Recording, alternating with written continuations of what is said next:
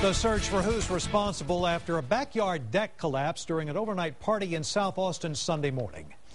Hello, I'm Robert Hadlock. Leslie Rohde has the night off. It happened at the Garden Court condominiums at 4811 East Old Torf. City code investigators say the contractor who built that deck is facing thousands of dollars in fines, as some of the victims are already planning to sue. KXAN's Katina McHenry joins us live with tonight's top story. Katina. Good evening, Robert. Code compliance officers who were here this morning say that deck had no permit, which means it was never inspected.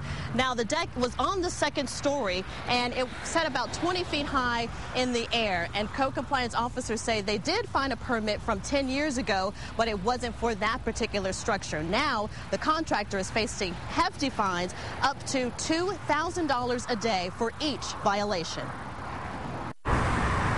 No permit and an overloaded deck were a disastrous combination early Sunday morning. We find 3 violations concerned with the deck in the back, electrical, building, and possibly impervious cover.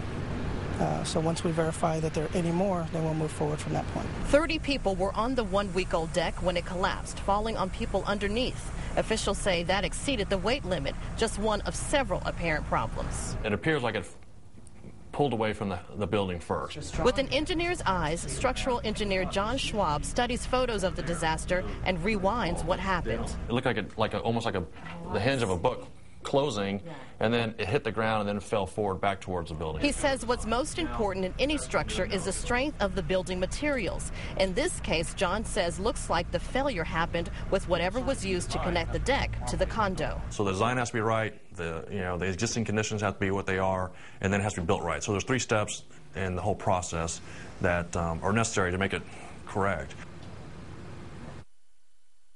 Killed in this incident, where right now there are 6 people still in the hospital, and the homeowner is one of those. Now, he could also face fines if he doesn't comply with code compliant. Right now, that same office is looking for the contractor, and so far they haven't figured out who that person is or who that company is. We're live in South Austin. Katina McHenry, KXAN Austin News.